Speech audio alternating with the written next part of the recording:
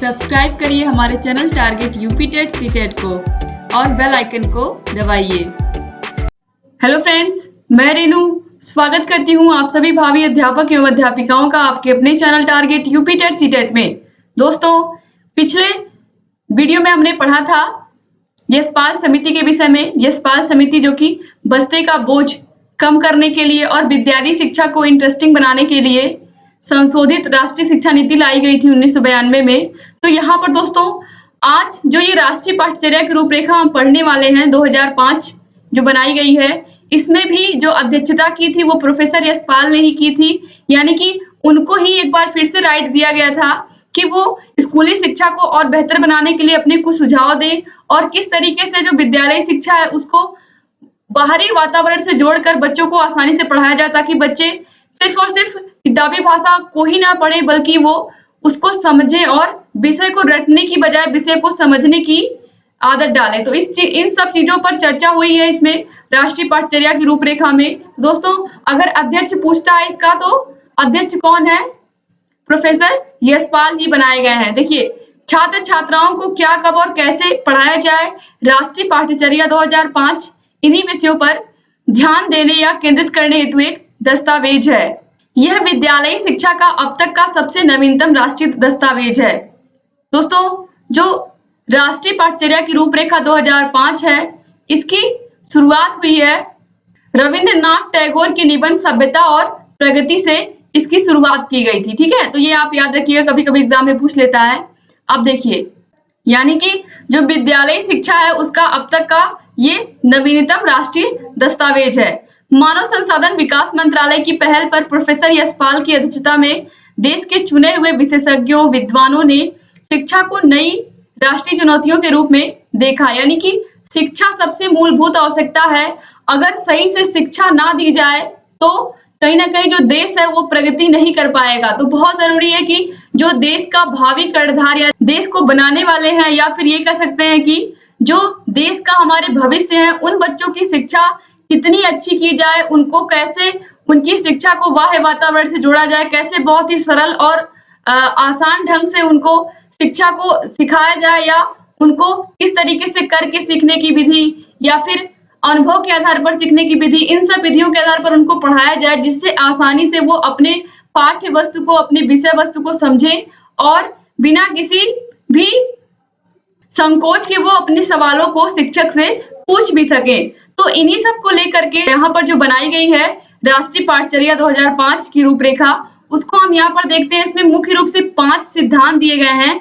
इन 5 सिद्धांतों को आपको अच्छे से याद कर लेना। दोस्तों, चलिए देखते हैं कौन कौन से हैं। सबसे पहले है ज्ञान को विद्यालय के बाहरी जीवन या वातावरण से जोड़ना।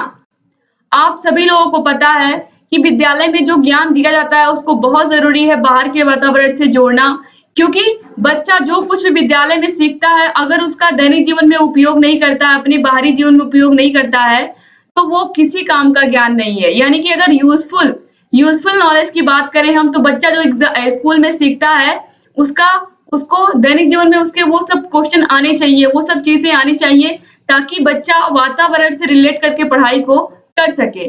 पढ़ाई को रटंत्र प्रणाली से मुक्त रखना, ये भी इसके सिद्धांत हैं राष्ट्रीय पाठ्यचर्या की रूपरेखा के। पढ़ाई को रटंत्र प्रणाली से मुक्त करने का मतलब क्या है?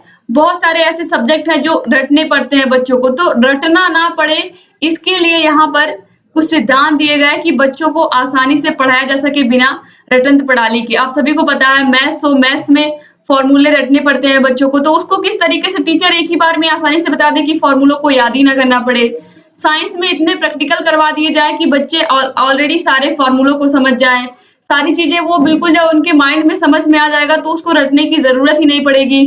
तो इसी तरीके से इतिहास भूगोल की अगर हम बात करें, इतिहास भूगोल को अच्छे से पूरा मैप के द्वारा बच्चों को समझाया जाए, पढ़ाया जाए, उनको बिल्कुल जीवंत मैप पर ही हर चीजें बताई जाए, कौन सा देश कहाँ, कैसे कहाँ पर कितनी अर्थव्यवस्था है, या फिर किस देश में किस चीज का कितना उत्पादन होता है, इन सब चीजों के बारे में, कहाँ की कैसी राष्ट्रीय किस तरीके की जलवायु है, कहाँ पर कितना उत्पादन होता है, कौन सी वस्तु कहाँ पर अधिक होती है, इन सभी के विषय में अगर बच्चों को अच्छे से मैप के द्वारा या फिर उनको प्रोजेक्टर के माध्यम से पढ़ाया जाए, ताकि उनको रटना ना पड़े विषय को। अगर विषय को रटना नहीं पड़ेगा तो आसानी से बच्चे अपनी विषय वस्तु को समझेंगे और वो कक्षा में इंटरेस्ट लेकर के पढ़ाई को अपनी करेंगे। तो ये बहुत ज़रूरी है कि पढ़ाई को रटंत प्रणाली से मुक्त रखा जाए। इसके बाद पाठचर्या का इस तरीके से समर्थन किया गया है कि बच्चों का चहुमुखी विकास हो सके, ठीक है? यहाँ पर कहने का मतलब है कि विषय वस्तु ऐसी होनी चाहिए, पाठ्य वस्तु ऐसी होनी चाहिए, बच्चों को जो पढ़ाया जाता है उसमें केवल और केवल पुस्तकीय ज्ञान ना दिया जाए। पुस्तकीय ज्ञान का मतलब कि बच्चे ने किताब में 1 से लेकर के 10 लेसन पढ़ लिए, उसको पढ़ करके बस उसने पढ़ाई कर ली, उसके बाद एग्जाम आया, एग्जाम दे दिया, फिर उसको नंबर मिल गए, बस इतने से मतलब है। इतने से ही मतलब नहीं होता है, बच्चे ने क्या चीज सीखी उसमें से, ये बहुत जरूरी होता है। आप स्कूल जाते हो, स्कूल स्कूल जाने का सबसे पहला जो उद्देश्य होता है वो यही होता है कि बच्चा अच्छा नागरिक बने और अच्छे से जो चीजें उसको पढ़ाई जा रही है वो उसका दैनिक जीवन में उपयोग करे और अपने विषय वस्तु का, अपने पाठ्य वस्तु का दैनिक जीवन के आसपास की वस्तुओं में वो प्रयोग कर सके। तो यहाँ पर केवल विद्यालय शिक्षा को पुस्तक केंद्रित ना रखा जाए, बल्कि बच्चे का चहुमुखी विकास किया जाए, ये चीज यहाँ पर कही गई है।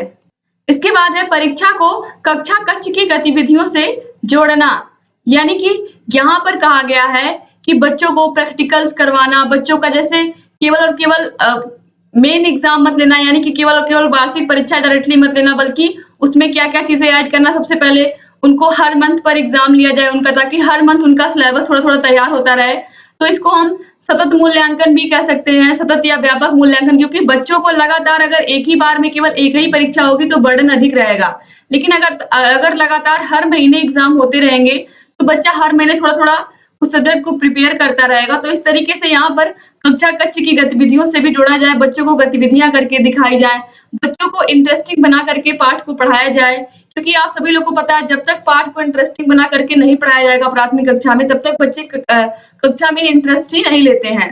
इसके बाद है राष्ट्रीय मूल्यों के प्रति आस्थावान विद्यार्थी तैयार करना। ये बहुत जरूरी है कि अगर एक देश में बच्चों को शिक्षा दी जा रही है तो हर एक बच्चा राष्ट्रभक्त बने, हर एक बच्चा समय आने पर अपने देश के लिए जान न्यौछावर करने के लिए तैयार रहे। तो ये बहुत जरूरी है कि हर एक बच्चे को राष्ट्रीय मूल्यों के प्रति आस्थावान बनाना, अपने देश के प्रति देशभक्ति जगाना, अपने देश के प्रति एक जज्बा उत्पन्न करना, ये बहुत जरूरी है। और इसके लिए स्कूलों को विशेष ध्यान देना चाहिए कि हर एक बच्चा राष्ट्रभक्त बने, हर एक बच्चा अपने देश से प्रेम करना सीखे। सबसे पहली जरूरत यही है कि जब व्यक्ति अपने देश से प्रेम करेगा तो वह जो चाहेगा वो कर सकता है, क्योंकि हमारा देश सबसे पहले आता है, उसके बाद सारी चीजें आती हैं। हर एक व्यक्ति देश में सैनिक कहलाता है। तो बहुत जरूरी है कि हमें अपने राष्ट्रीय मूल्यों के प्रति आस्थावान विद्यार्थी तैयार करना होगा। ये भी एक टीचर का, एक शिक्षक का कर्तव्य है। अब इसके बाद आगे देखते हैं हम एनसीएफ के प्रमुख सुझाव क्या थे। अभी आपने सिद्धांत देखा 5, अब इसमें सुझाव क्या दिए गए। सबसे ज्यादा सुझाव देखिए क्या क्या दिए गए हैं। शिक्षण सूत्रों का अधिक से अधिक प्रयोग हो। शिक्षण सूत्रों का मतलब क्या है, ज्ञात से अज्ञात की ओर, आप सभी लोग को पता है, मूर्त से अमूर्त की ओर। ज्ञात से अज्ञात की ओर का मतलब क्या है, बच्चों को जो पता है उन सब चीजों को लेकर के जो नहीं पता है वहां तक पहुंचाना। मूर्त से अमूर्त की ओर का मतलब है क्लास में जो चीजें मौजूद हैं उनकी बात करके फिर जो चीजें नहीं है उनके बारे में बच्चों को बताना। तो इस तरीके से इन सूत्रों का प्रयोग करके आसानी से बच्चों को बताया जा सकता है, बच्चों को पढ़ाया जा सकता है। तो ये चीजें, इनका अधिक से अधिक उपयोग करने की बात की गई है एनसीएफ 2005 में। बच्चों के अनुभवों को ध्यान में रखकर मनोवैज्ञानिक तरीके से बाल शिक्षा प्रदान की जाए, यानी कि बच्चों के अनुभवों को भी ध्यान में रखा जाए। बच्चे क्या क्या चीजें सीख करके आ चुके हैं अपने वातावरण से, अपने आसपास की मित्र मंडली से, इन सब चीजों को भी ध्यान रखना चाहिए एक टीचर को। इसीलिए आप लोगों को मनोविज्ञान की क्लासेस आप लोग की चलाई जाती है, इसीलिए आप लोग को मनोविज्ञान पढ़ाया जाता है, क्योंकि आगे चल करके आप शिक्षक बनने जा रहे हो तो आपको मनोविज्ञान आना चाहिए, ताकि आप बच्चों के मनोभावों को समझ सके और बच्चों को कैसे ट्रीट करना है ये भी समझ सके। इसीलिए आप लोगों को मनोविज्ञान विषय पढ़ाया जाता है। ठीक है, अब आगे है बच्चों को मातृभाषा में शिक्षा दी जाए। ये बहुत जरूरी है, क्योंकि छोटे बच्चे होते हैं प्राथमिक स्तर के, वो अपनी मातृभाषा में अच्छे से कंफर्टेबल होते हैं किसी भी चीज को सीखने के लिए। तो मातृभाषा में शिक्षा देना बहुत ही ज्यादा जरूरी है। इसके बाद चौथा है पुस्तकालय में बच्चों को खुद पढ़ने का अधिकार दिया जाए। ये बहुत जरूरी है कि अच्छी अच्छी वहां पर किताबें रखी हो जो बच्चों के काम की हो और बच्चों को पूरी छूट दी जाए। बच्चा जो भी किताब पढ़ना चाहता है उसको वो किताब पढ़ने दी जाए। कल्पना और मौलिक लेखन के अधिक अवसर प्रदान किए जाएं। कल्पना और मौलिक लेखन का मतलब क्या है? कल्पना का मतलब है आपने बच्चों को कहानी सुनाई, फिर उस कहानी से आप ढेर सारे क्वेश्चन पूछिए बच्चों से। क्वेश्चन पूछने से क्या होगा, बच्चे और सोचेंगे तो उनकी कल्पना शक्ति का विकास होगा, कल्पना शक्ति का विकास होगा तो उनका मानसिक विकास होगा। और मौलिक लेखन का मतलब क्या है कि कोई भी एक विषय दे दीजिए, उस पे बच्चों को आप निबंध लिखने को कहिए। तो अपने मन से जो बच्चा लिखेगा, जो भी बच्चा अपने मन से लिखेगा वही चीज होगी मौलिक लेखन। यानी कि जब बच्चे अपने-अपने विचारों को लिखते हैं तो टीचर भी जान पाता है कि कौन-सा बच्चा किस तरीके के विचार सोचता है। दोस्तों, इस तरीके से बच्चों को जितना अधिक मौलिक लेखन लिखने को दिया जाएगा, वो उतना ही अधिक उनकी सोच विकसित होगी, उनका मानसिक स्तर और ऊँचा जाएगा, क्योंकि जितना वो सोच करके लिखेंगे उतना ही उनकी बुद्धि और बढ़ेगी। अब इसके बाद है छठवां पॉइंट, बच्चों को बाहरी वातावरण से जोड़कर ज्ञान प्रदान किया जाए। दोस्तों, अगर मैं बात करूँ एनसीएफ 2005 की, तो सबसे बड़ी चीज़ जो यहाँ पर कही गई है कि पढ़ाई को रटंत्र प्रणाली से मुक्त किया जाए और जो बच्चों को ज्ञान इस तरीके से दिया जाए कि उनको बाहरी वातावरण से जोड़ करके जो चीज़ें पढ़ाई जा रही हैं वो उनको बाहरी वातावरण से जोड़ करके पढ़ाई जाए। तो सबसे मेन चीज़ यही कही गई है, एग्ज़ाम में भी यही बार-बार पूछता है कि किस शिक्षा नीति में या फिर किस एनसीएफ में ये चीज़ कही गई है कि बच्चों को बाहरी वातावरण से जोड़ करके शिक्षा प्रदान करना चाहिए। तो एनसीएफ 2005 में ये चीज़ कही गई है, तो इसको आप बिल्कुल याद रखिएगा।